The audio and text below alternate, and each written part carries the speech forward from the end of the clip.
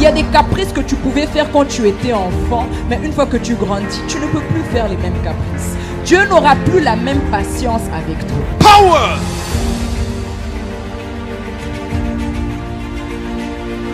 Power! Power! In Jesus' name. Recevez! Recevez! Sur le feu. La semaine dernière, le Seigneur nous a fait grâce où nous avons parlé que Dieu nous fait passer par le feu avec un but précis.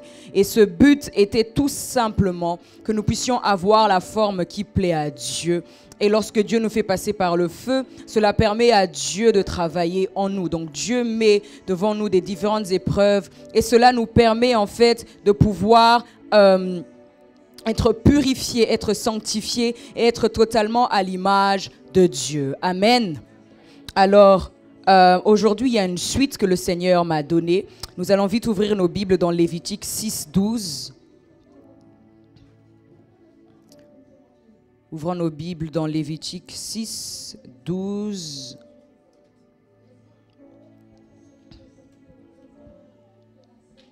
Yes, Lord. Je peux avoir plus de son pour mon micro et l'instru, s'il vous plaît. Lévitique 6.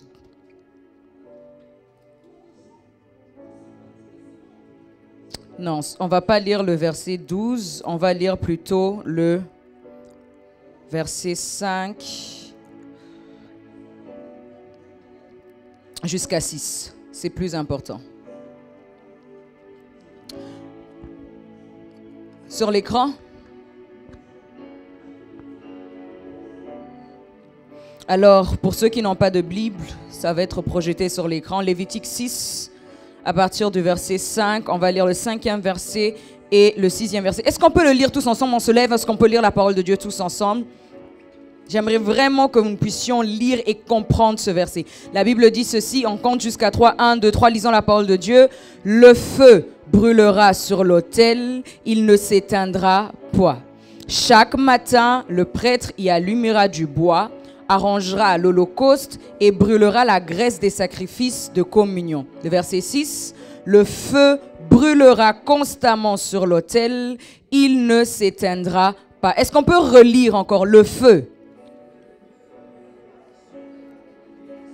Est-ce que tu peux le relire encore, que ça entre bien dans ton esprit? Amen.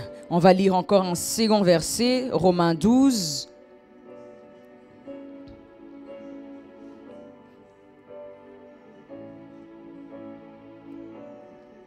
Le premier verset.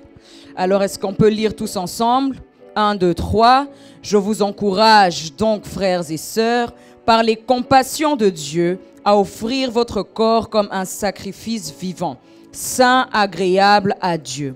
Ce sera de votre part un culte raisonnable. Est-ce qu'on peut le relire encore? Je vous encourage donc, frères et sœurs, par les compassions de Dieu, à offrir votre corps comme un sacrifice vivant, saint, agréable à Dieu. Ce sera de votre part un culte raisonnable. Amen. Vous pouvez vous asseoir dans la présence de Dieu.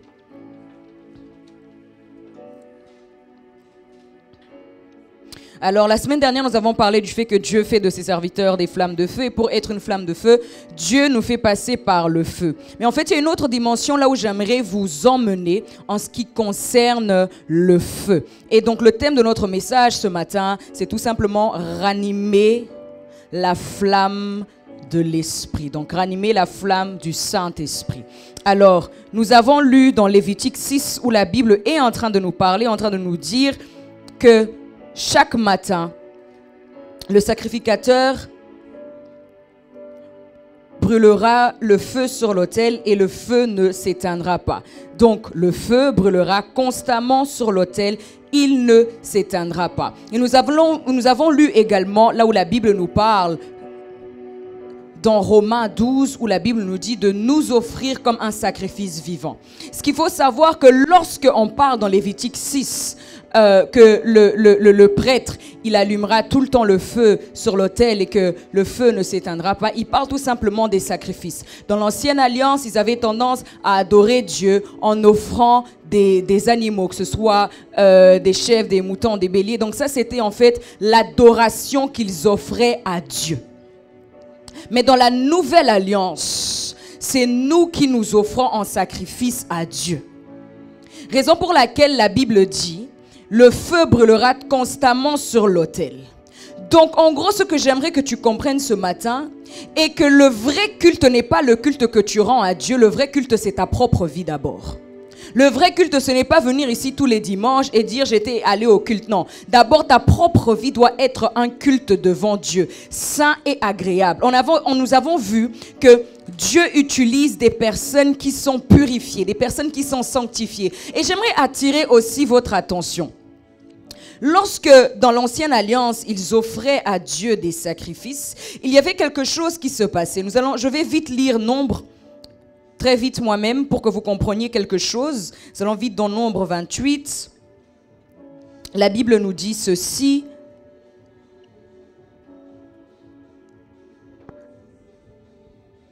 La Bible dit dans Nombre 28, 2, « Donne l'ordre suivant aux Israélites, vous veillez à me présenter au moment fixé mon offrande, l'aliment de mes sacrifices, brûlé au feu, dont l'odeur m'est agréable. » En fait, ce qui attire mon attention ici est que l'offrande que les prêtres offraient à Dieu devait avoir une odeur agréable. Ça devait plaire à Dieu. Maintenant, moi, la question que je me pose, lorsque toi, tu te poses sur l'autel et tu dis, Seigneur, je me donne comme sacrifice, quelle est l'odeur qui ressort de toi?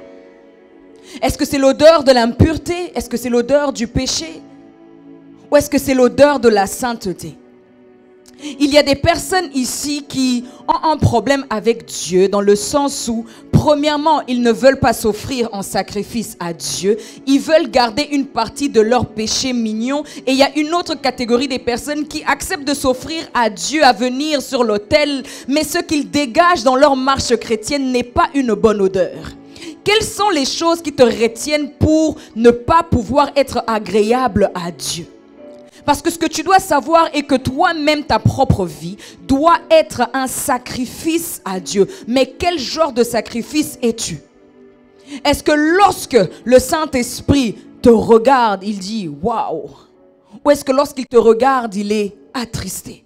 Parce qu'il faut savoir qu'il y a des choses qui attristent le cœur du Saint-Esprit. Le Saint-Esprit est une personne qui a des émotions comme nous, qui a des sentiments, qui ressent des choses. Et la plupart du temps, on se dit souvent, le seul péché qui peut attrister le Saint-Esprit, c'est la fornication. Ce n'est pas seulement la fornication qui attriste le Saint-Esprit. Il y a énormément de choses qui attristent le Saint-Esprit. Le mensonge attriste le Saint-Esprit. La méchanceté gratuite attriste le Saint-Esprit. Un mauvais cœur attriste le Saint-Esprit. Et dans ta tête, tu dois avoir la conscience que chaque jour, le feu brûlera sur l'autel pour le sacrifice que moi je suis. Donc chaque jour je dois me sanctifier. Chaque jour je dois être pur pour le Seigneur. Ce n'est pas seulement le dimanche. Donc samedi soir déjà je me prépare, je mets des adorations parce que je sais que dimanche je vais aller à l'église. Et du lundi à samedi tu as une vie qui ne plaît pas à Dieu. Tu dois te poser la question, quelle est ma marche avec Dieu? Est-ce que je crains réellement Dieu ou est-ce que je crains le prophète? Est-ce que je crains le regard des gens ou est-ce que je crains Dieu? Est-ce que lorsque même tu viens à l'église et tu sers Dieu ou tu sers le prophète parce que tu veux qu'on te voie? Et beaucoup de personnes ont comme l'impression que Dieu ne les exauce pas, Dieu ne les écoute pas. Mais est-ce que nous-mêmes, nous marchons selon les principes de Dieu? C'est la question qu'il faut se poser. Prier, c'est bien. Mais prier ne suffit pas. Il y a des principes qu'il faut suivre. Et j'aime ce que la Bible dit. Lorsque tu t'offres en fait en sacrifice vivant, c'est pour que tu sois un culte. Pour rendre à Dieu un culte saint et agréable. Donc lorsque le Saint-Esprit de Dieu te regarde, il dit « Waouh, ça c'est ma fille, ça c'est mon fils.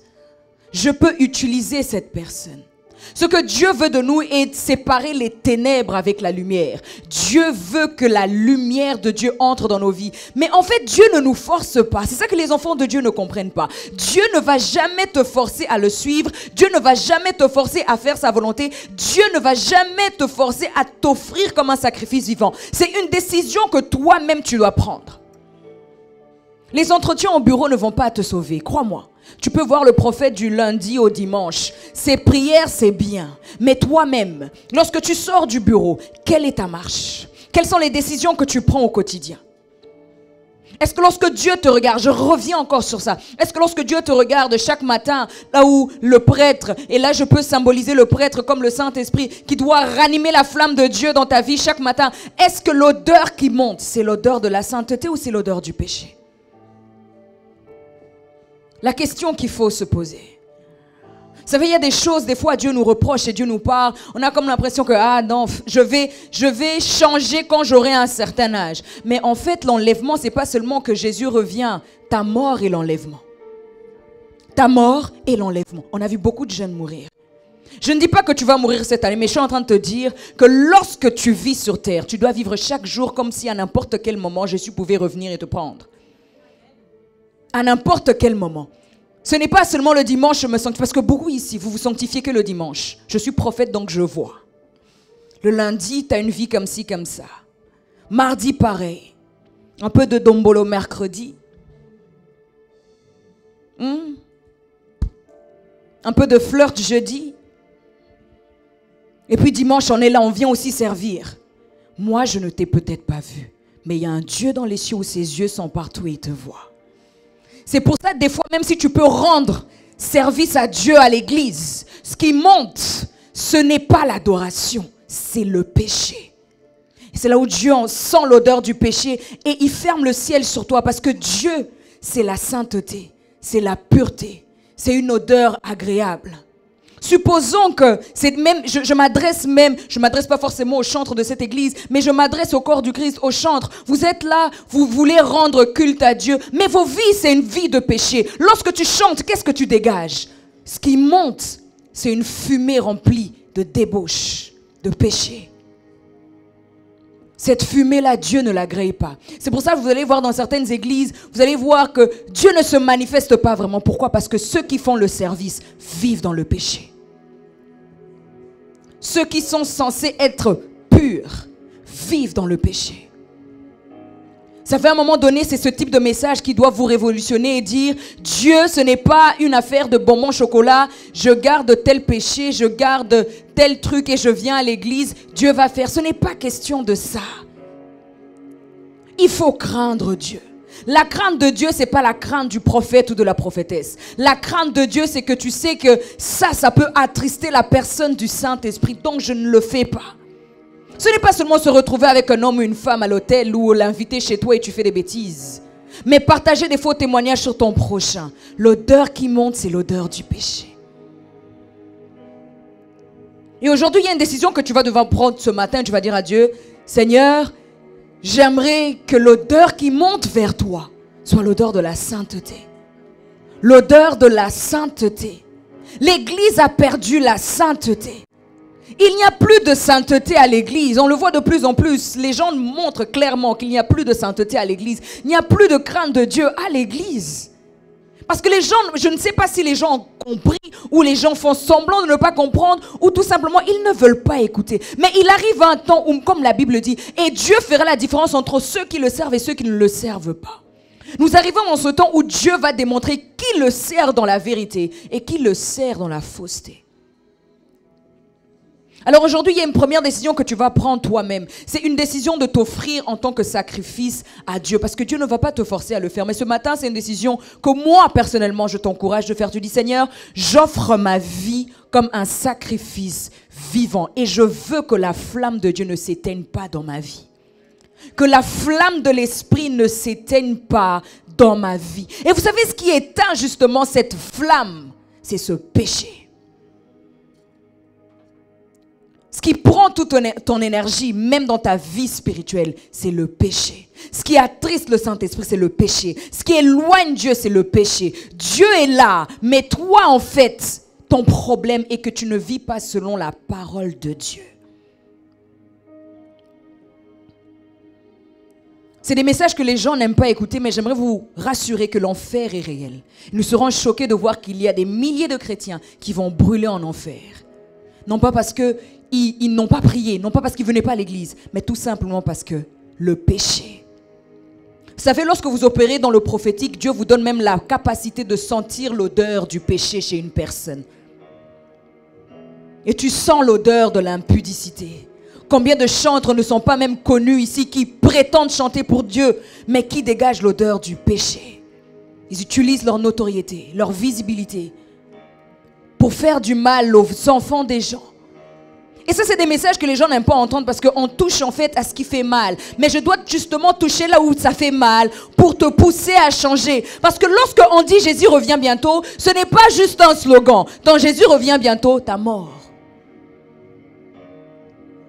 La question qu'on doit se poser, même moi je me pose cette question. Qui me dit que dans 10 ans on sera toujours là? Oh non, moi je dois d'abord avoir des enfants, je dois me marier.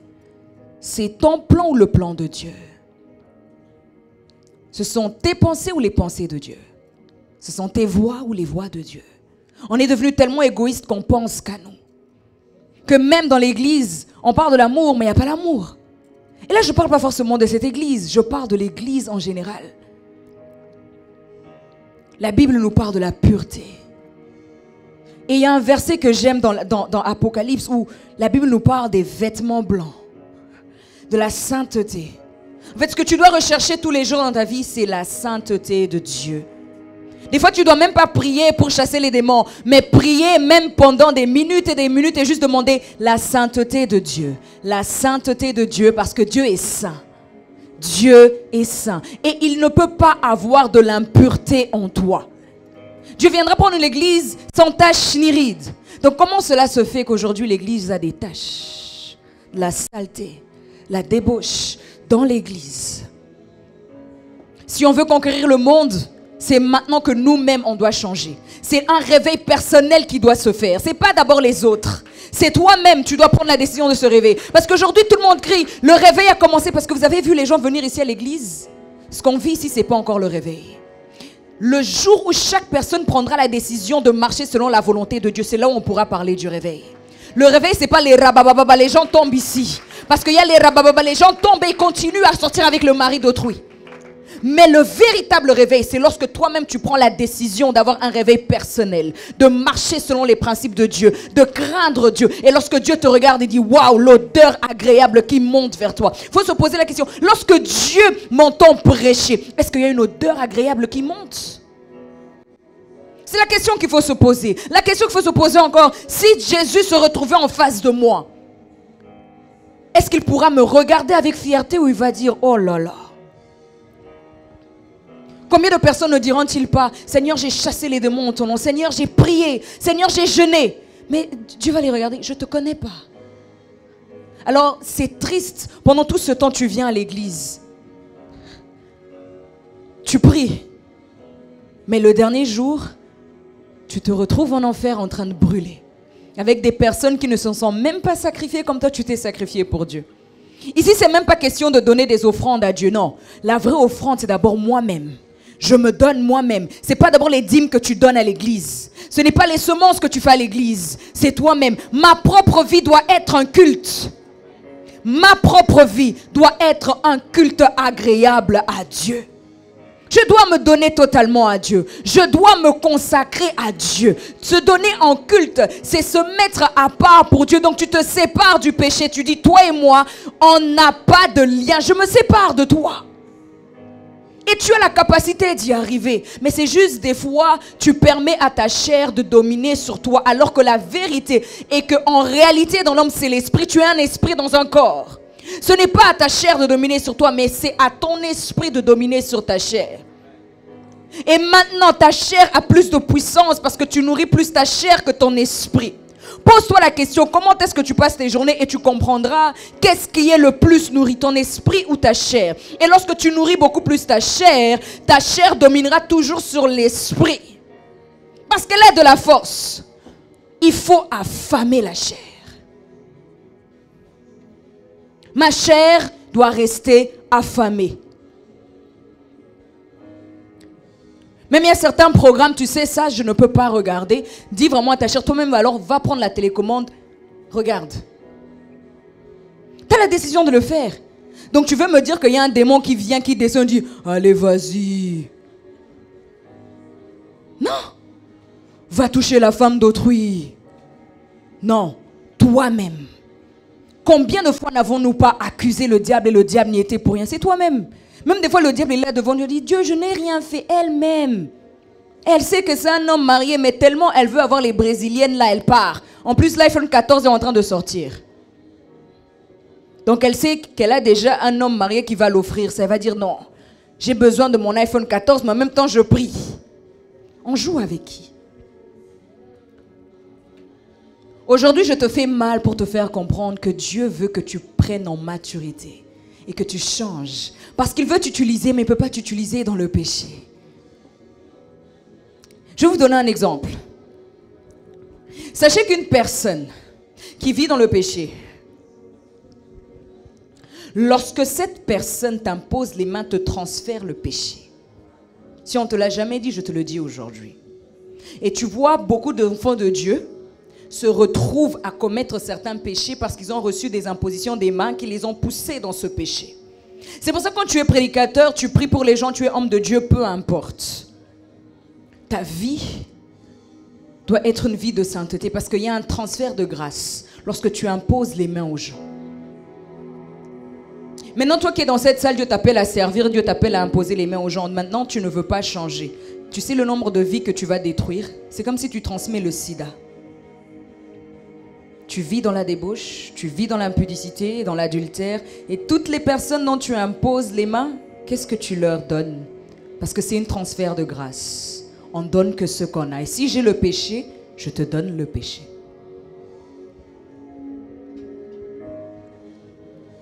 On veut avoir des véritables serviteurs et servantes dans l'église qui craignent Dieu, qui ont la crainte de Dieu. Yes. La crainte de Dieu. Et pour cela, il faut accepter d'être un sacrifice qui plaît à Dieu. Un sacrifice qui a une bonne odeur. Et les décisions que tu vas prendre ce matin, je ne vais pas les prendre pour toi. Si tu n'es pas encore prête à prendre cette décision, sois sincère avec Dieu. Tu dis, Dieu, moi, je n'arrive pas. Je veux continuer dans le péché.